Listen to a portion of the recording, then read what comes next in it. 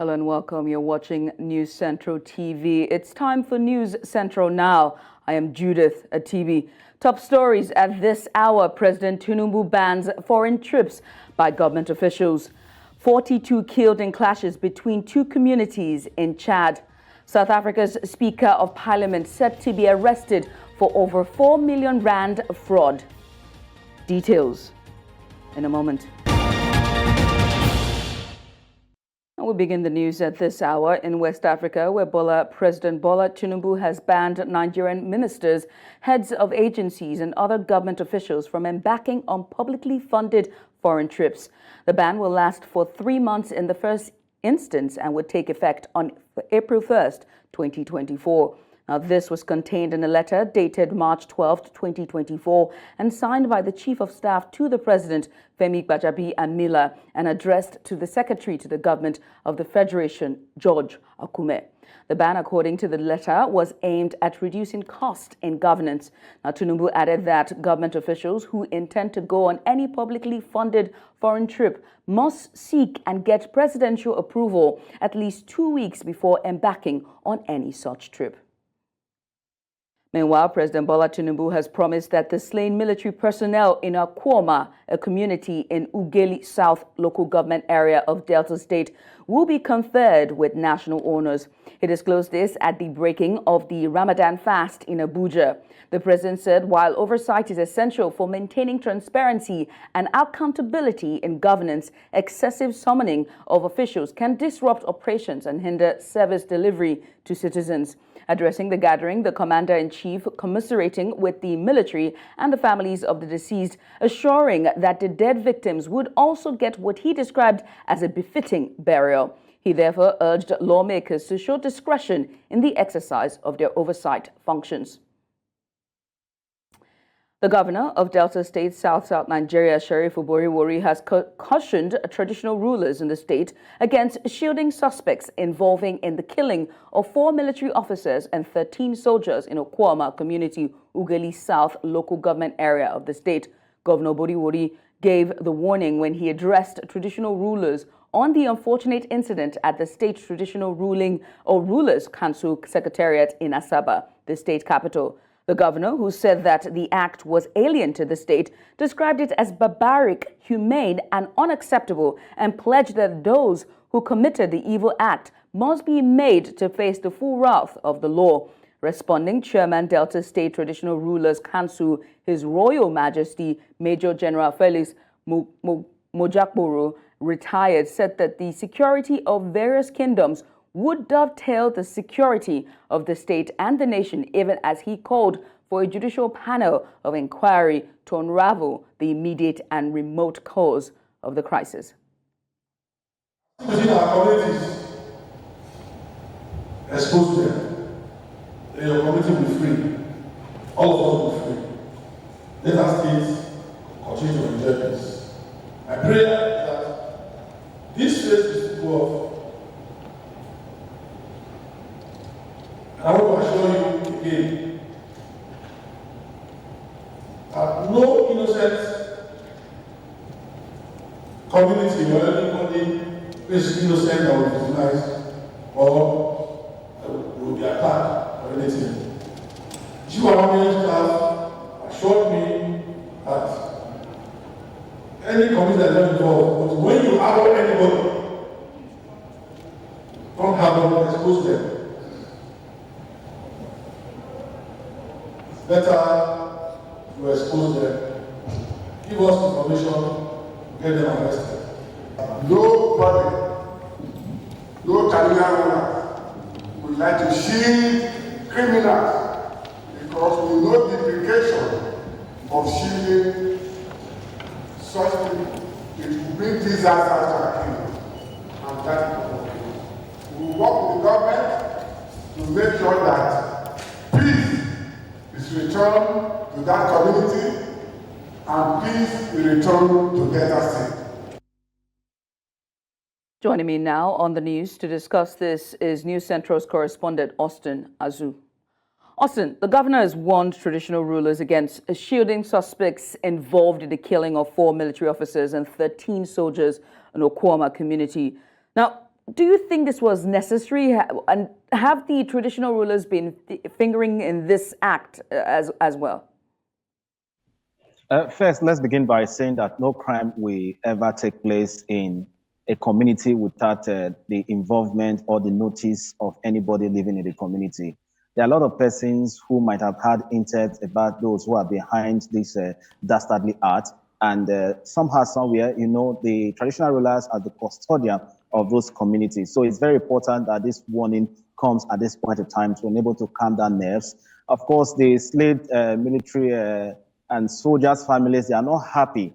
So it means that something needs to be done. And this message is coming now that the traditional rulers who are the custodians of those areas should be able to at least provide the security agencies and the chief security officer of the state with intelligence information to enable them get those culprits and bring them to book. Because it's not everyone in the community that committed such atrocity. So these traditional rulers who are the custodian and the people who look after the people within their kindred and their kingdoms should be able to know who committed this crime. So it's very, very important that this governor draw this message to their ears, that they would take it back to their community, back to their kingdom, that these people who are committing this heinous crime against the federal government, against humanity, that these people should be fished out, and they are hiding in any of these kingdoms. Take, for instance, what happened in Okwama community has never happened in any part of the state before. And it means that these people, they are not living in Iceland, they are not living on the air, they are not living under the water. So it means that they are going back to wherever they are hiding, and they are already entered information that these people, they are hiding elsewhere. And not only that, most of these traditional rulers, they have avalanche of information that comes to them on a daily basis. So it's very important that they take this message back to their community, back to their kingdom, that they bring these people out so that they will face the full wrath of the law, because you cannot kill and run away. Just like the Holy Book said, that he who kills by the sword should die by the sword.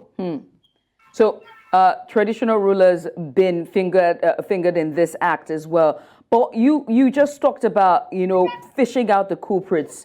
And it makes me wonder and ask the question about intelligence. What we're dealing with is the military, right?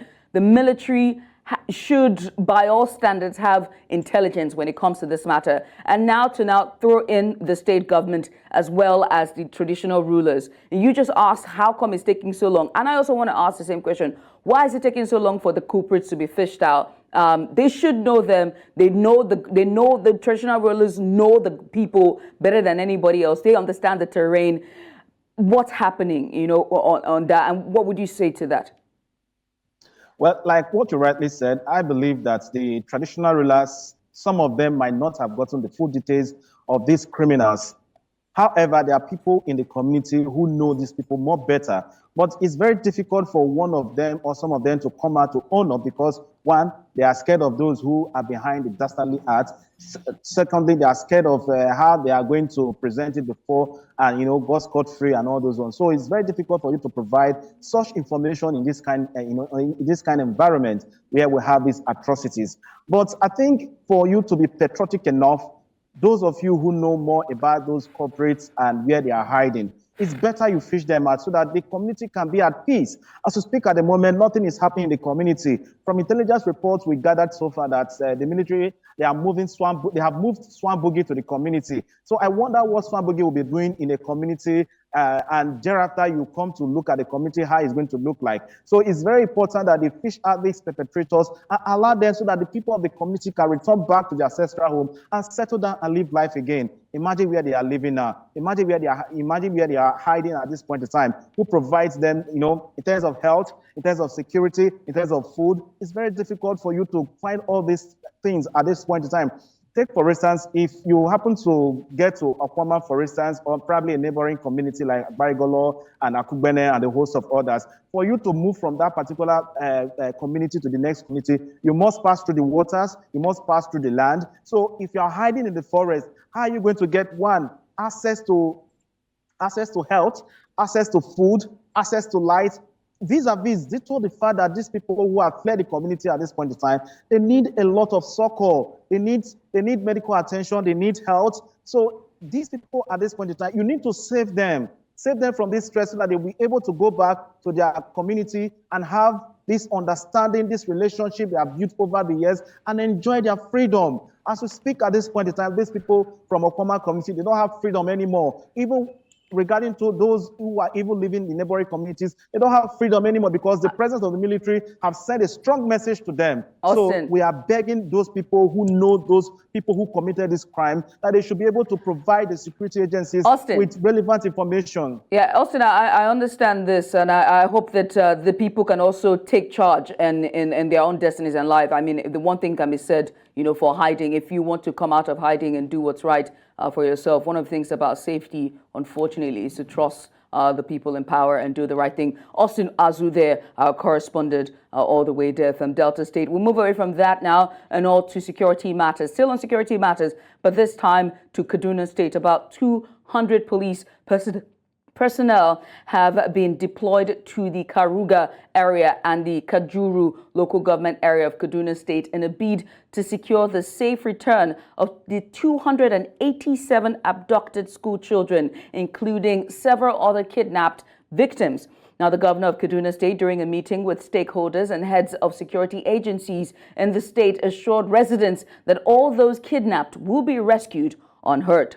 Marvelous Obomuna was at the state government house in Kaduna and brings us this report.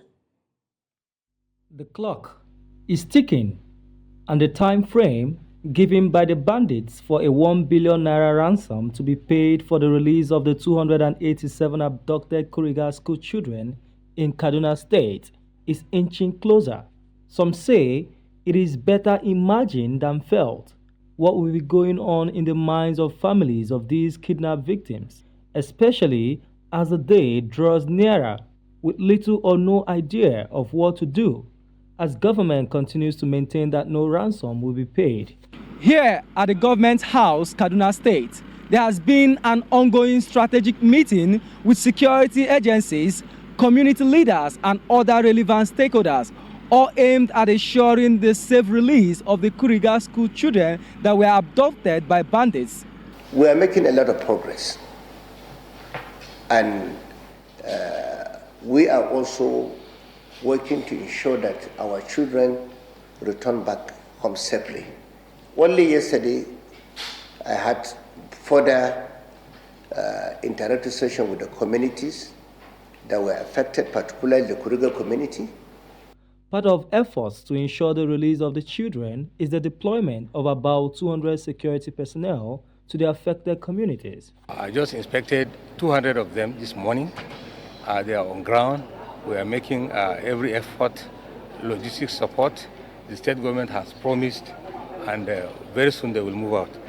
The state government says that if information from the residents had come in earlier, the attacks would have been prevented.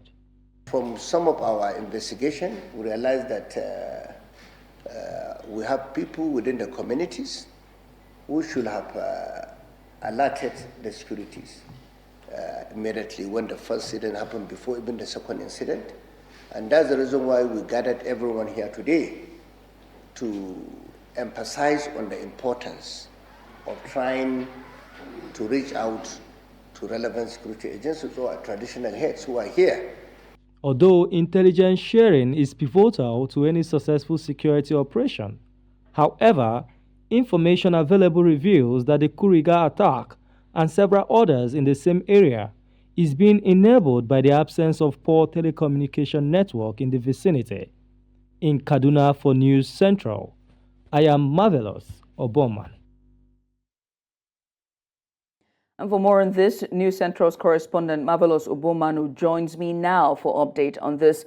Marvelous, let's start with where you're at now, which is Kaduna State. What is the mood like, especially now that the government of the state has deployed about 200 police personnel to rescue the abducted school children?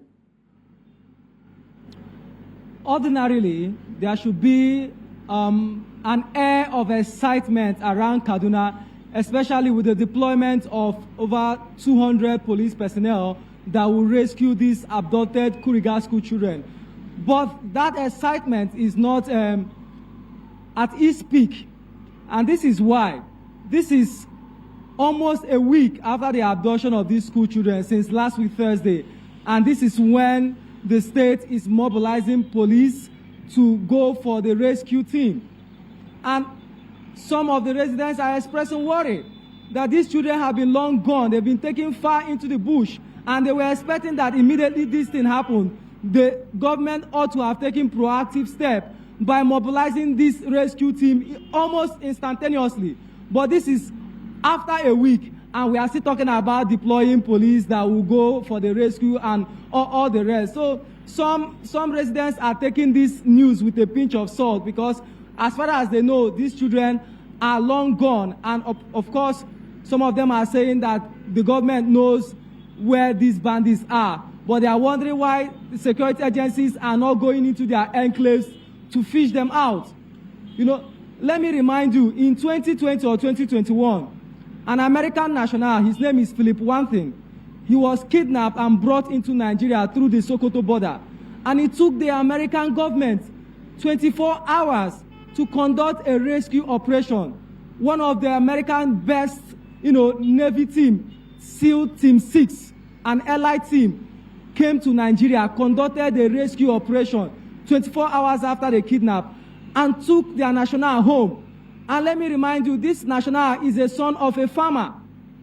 And the next morning, the then Minister of Information, Lai Mohammed, told us that it was a joint operation. But I don't want to go into that details. If a foreigner came into your bush, Marvelous. Conducted a rescue operation, then why Marvelous. are you not going into this enclave? Is it that you don't know where they Marvelous. Let me ask, because you just put a bit of stat on there, right? So this is now days since the kidnap of the school children, and it makes me wonder about, what kind of treatment is being meted upon them there in the captor's den, right? Especially for the women and the girls. We are in the month of March. It makes me wonder about the very treatment they're receiving there, especially when it comes to gender-based violence. But give us a sense of, that's my own, thinking and my own observation just here watching the stories as it unfolds. What more the residents in Kaduna State?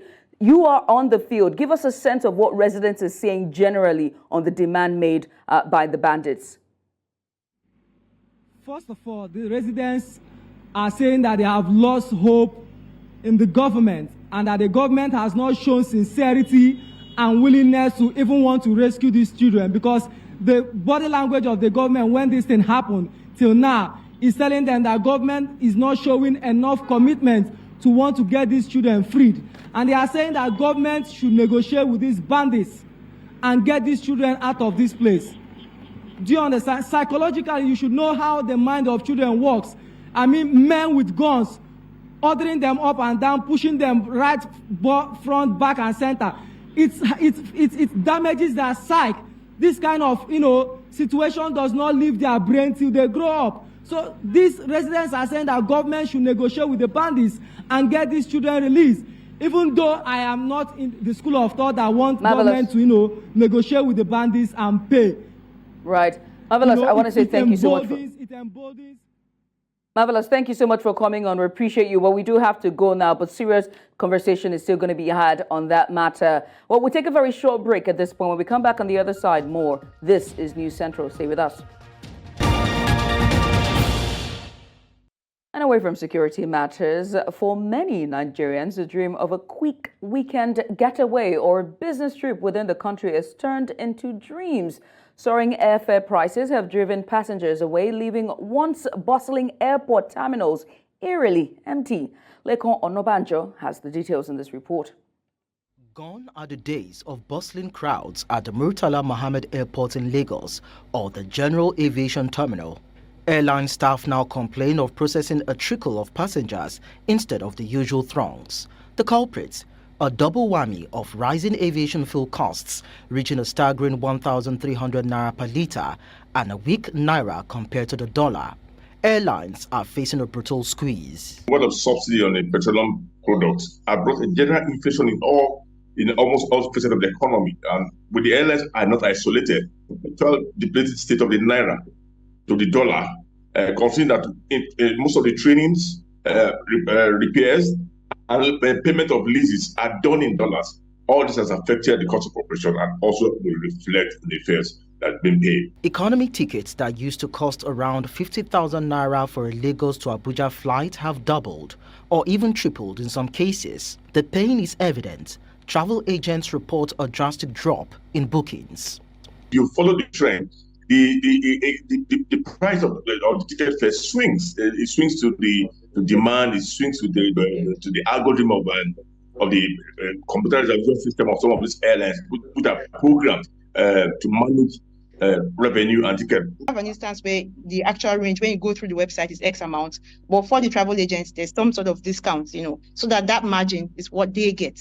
Now, where you have a situation where the margin is really thin, it was thin initially, now it is thinner, right? So in terms of their profit margin, it's declining.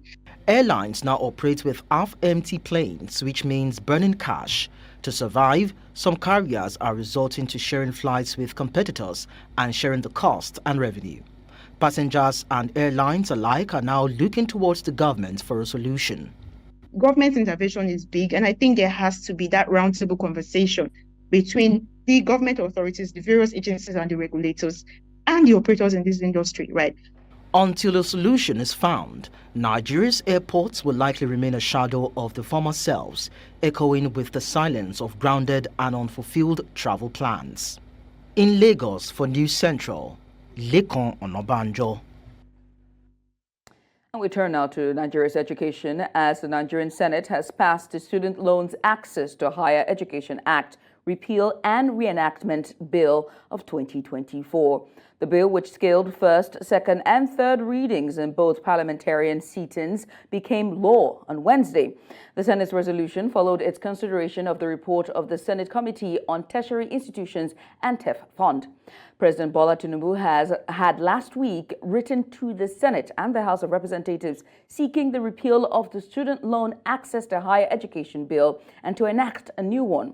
Now, on the repayment of loans by beneficiaries, the bill stipulates that beneficiaries of the fund shall begin as soon as the beneficiary becomes employed in any capacity.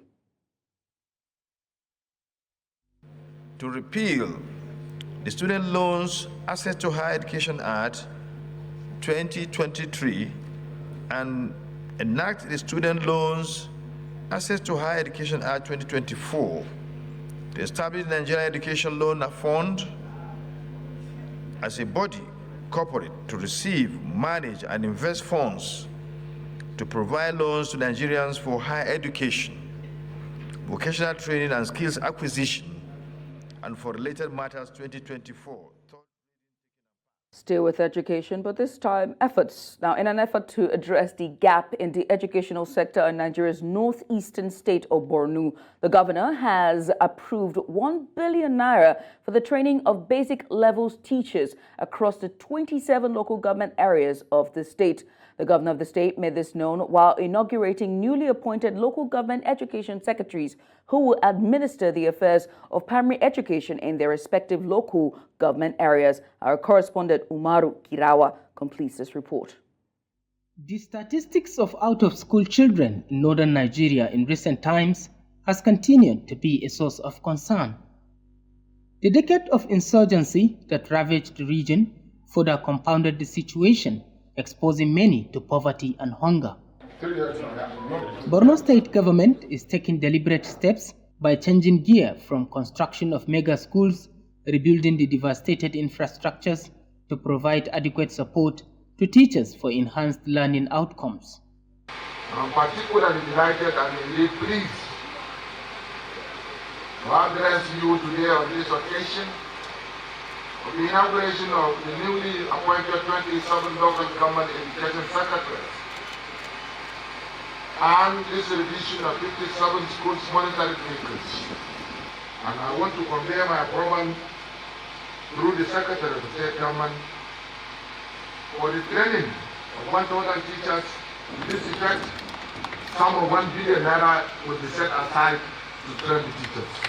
The training, according to Governor Zulum, will cover teachers who do not have teaching qualifications but were found to be trainable based on the record of the competency test conducted. The 58 utility vehicles provided by the state government to the education secretaries were meant to enhance mobility while warning that they should only be used for official purposes and be operated by authorized drivers. With this indispensable support at our disposal, I want to affirm that there exists no justification whatsoever for any education secretary to be found wanting in his duties. Let us collectively commit ourselves to the noble cause of advancing education in our state, guided by integrity, excellence, and unwavering dedication. Borno State is also the leading state in recruiting new teachers and making sure that these new teachers are paid on minimum wage. While such effort remains commendable, the government will consider effective monitoring and evaluation, as well as deepen strategies to tackle the out-of-school children conundrum in the state. In Maiduguri for News Central, Morikirawa. Reactions continue to trail the recent ban on some schools in Abia State by the West African Education or Examination Council from being used as examination centers. Residents are worried about this development even as the state government has threatened to withdraw the approval licenses. Commissioner for Education in the state, Professor Uche Ime Uche, told journalists in Umuahia that the undisclosed affected schools were recently delisted by the examination body for examination malpractice in previous West African secondary school certificate examinations. News Central's Chinwe Ugeli reports. The 2023-2024 West African Senior Secondary School certificate examination is barely 2 months away from now. Yet the Examination Council has declared some schools which have fully concluded registration for the examination unfit. A school that involves in malpractice, exam malpractice, should be identified long ago and action taken. But my worry is what happens to the students that are already registered and about to sit for the examination. I expect the government to quickly intervene and find alternative schools. The offense of the schools is alleged examination malpractice, which the Commissioner for Education, Professor Uche Ime Uche, frowned at. WAEC has sent a list of schools that they recognize as a result of exam malpractices. And we are going to withdraw your license to operate. You understand? So that they will stop this and stop giving out their banner. In October 2023, reports had it that Abia State had emerged the best performing secondary school in the West African Senior Secondary School examination, but was quickly countered by the Examination Council in a widely publicized disclaimer, which read in parts, "For the avoidance of doubt, the West African Examinations Council does not rank the performance of states in its examination. This we have stated always." With a new development, stakeholders in the education sector are concerned that there is no mechanism to check the menace. They are part of the corrupt system. That's why you see these, they call it exam malpractice. That is what the corruption in the school system is there. The government officials are involved, the parents are involved, the students are involved, everyone is involved. And then government should make sure that these students do not suffer any inhibition because of the listing. It is the headship of schools that involve these children in exam malpractices. What becomes the fate of these teenagers who have not only put in the parents' resources to register for the examination, but also invested their time in preparation for it? In Umuahia for News Central, Chinwe Ugeli. And watching News Central now on News Central TV. Coming up, 4 killed in Gabon oil platform blaze. We have the details after the break. Join us again.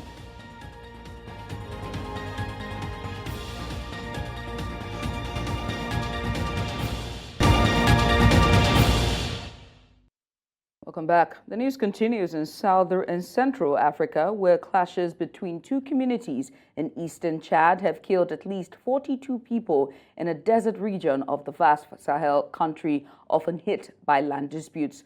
The Public Security Ministry did not say who was involved in the fighting or how long it went on, but the area regularly sees clashes between sedentary farmers and nomadic breeders or other groups over land. The ministry said the latest violence led to 175 people being arrested at the scene where a large party of the village of Tilige in Kwede province was set on fire by armed men.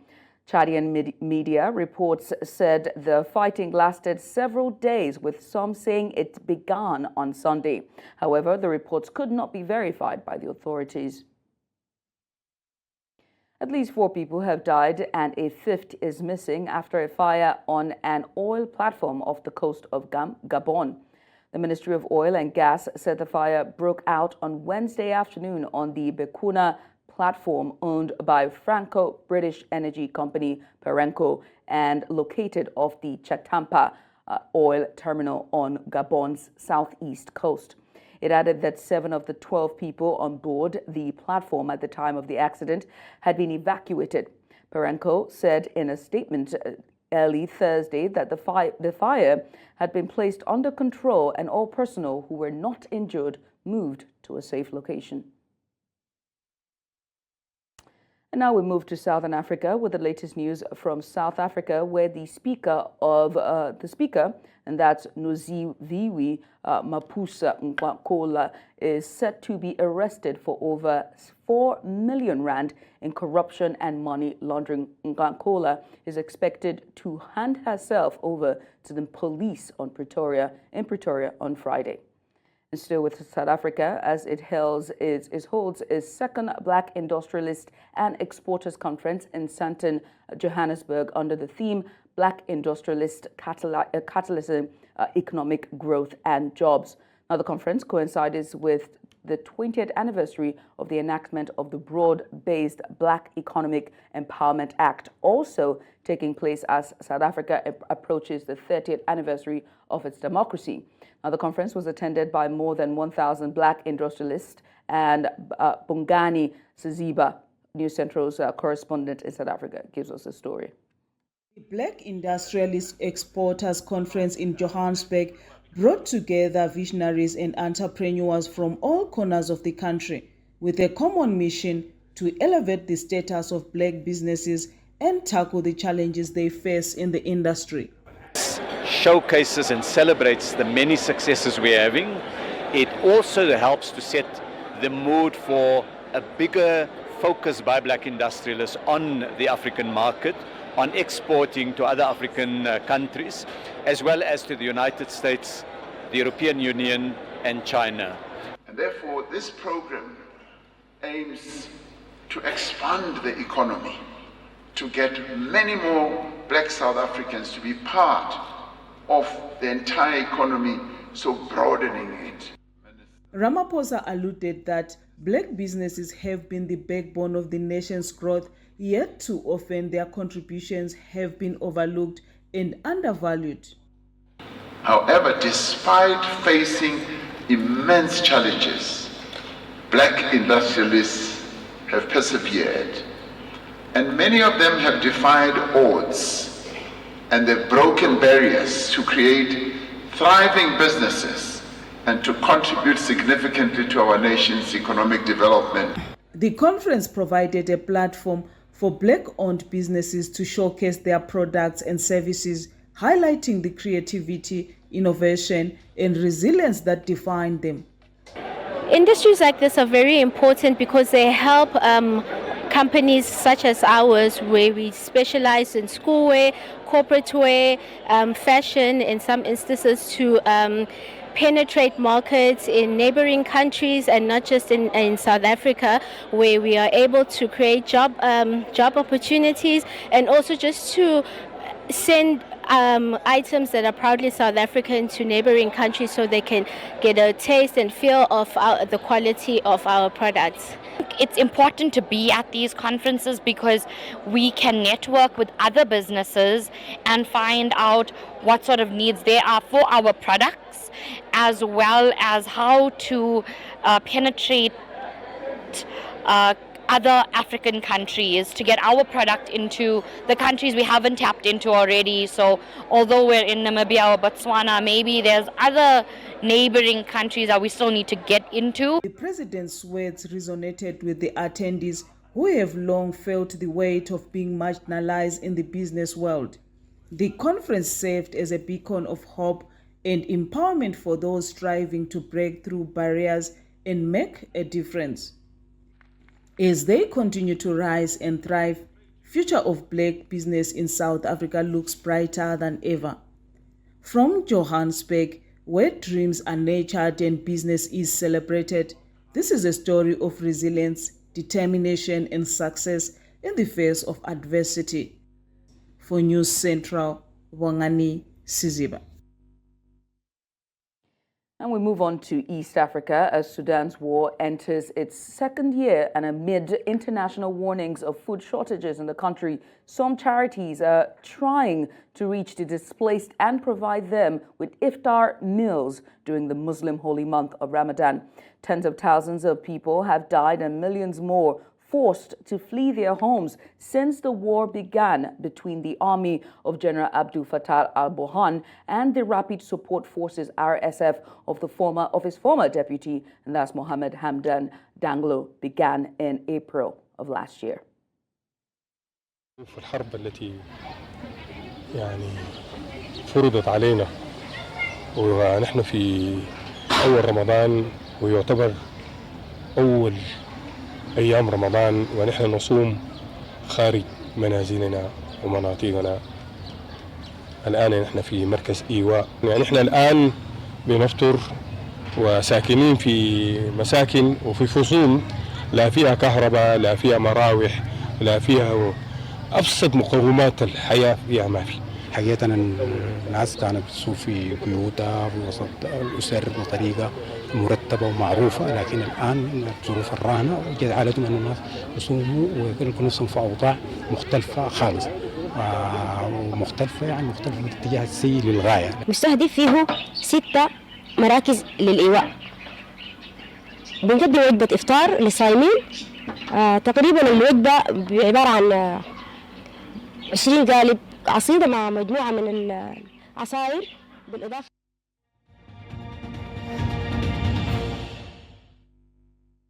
Away from the African continent, Hungarian and Slovakia's foreign ministers say their countries will not provide military aid to Ukraine as part of the Czech initiative. Speaking at a press conference in Prague, along with his Polish, Czech, and Hungarian counterparts, Slovakia's Juraj Blanier says the conflict in Ukraine doesn't have a military solution and that his country will continue to help with humanitarian help and also with non-lethal equipment. We will not supply any military weapons to Ukraine anymore because we think that this conflict doesn't have a military solution.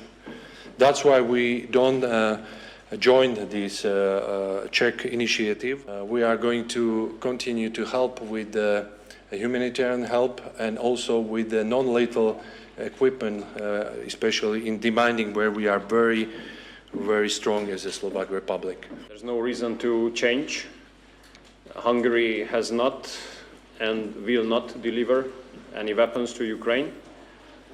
We do not take part in any common actions which end up in joint weapon deliveries. We believe that if a victim has been attacked and you call for peace or you call on the victim to negotiate, what you're...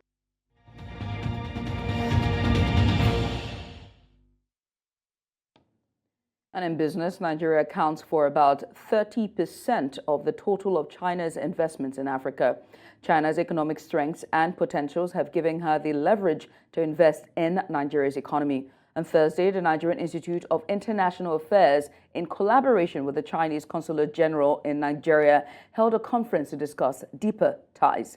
News Central's Bettina Nweli reports.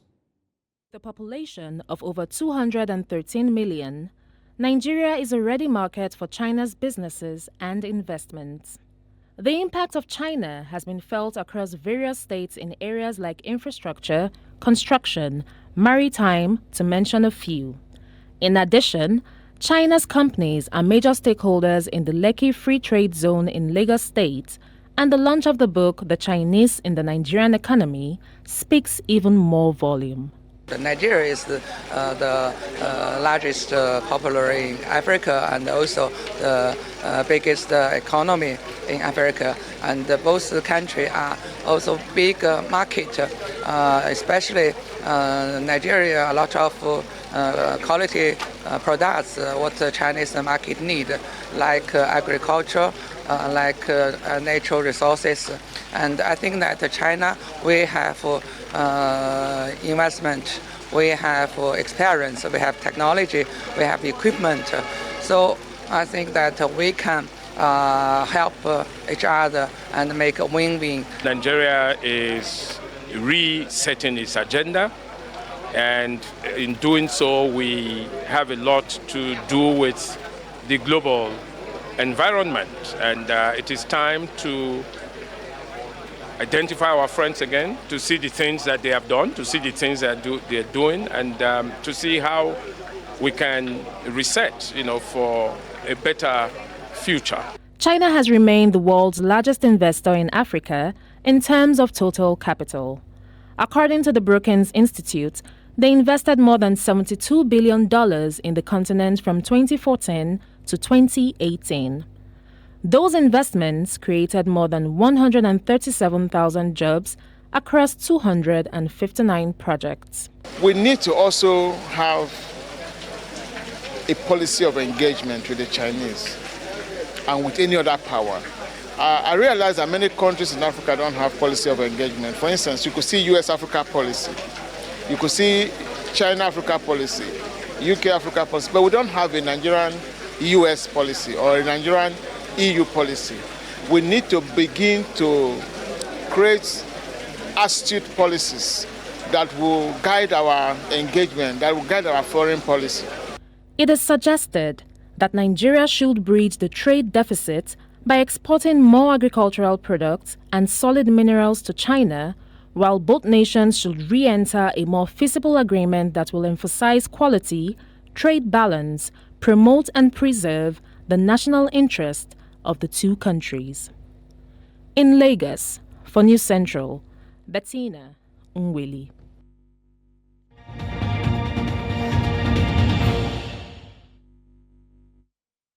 And in the world of sports, 5 Nigerian boxers have qualified for the final of the boxing event at the 2013 African Games in Accra. Zainab Adesina, Joy Ojo, Mbata Patricia, Omoli Delakbo, and Olaore Adams will all won their semi-final bouts on Wednesday. With the results of 5 boxers are guaranteed or of at least a silver medal. They could be joined by another 3 today if Cynthia Ogunshe Milore, Blessing Oraokwe, and Ifeanyi Onyekweru, as well as Chukura Karim, all win their semi-finals today at the Boxing Arena. Now, the result is a massive improvement on Team Nigeria's performance at the last games in Rabat in 2019, where they won 1 gold, 1 silver, and 5 bronze medals. Egypt have drawn Spain and the Dominican Republic in the 2024 Paris Olympics. The young Pharaohs qualified for the 2024 Summer Olympics after finishing second at the 2023 Under-23 AFCON, losing to host Morocco in extra time. The participation will be Egypt's 3rd in the last 4 editions, having reached the quarterfinals in both the 2012 and 2020 editions. This year, Egypt find themselves against familiar opponents, in that Spain, who they played out a goalless draw within the group group stage of the 2020 Olympic Games. Accompanying both teams are the Dominican Republic, who came second in the 2022 CONCACAF CAF Under-20 Championship, as well as the runner-up of the 2024 AFC Under-23 Asian Cup, who are yet to be determined. And in athletics, fallen marathon talent, and that's Kelvin Kuptuk, has been honored by the Kenyan government after he was inducted into the Talanta Hall of Fame on Wednesday.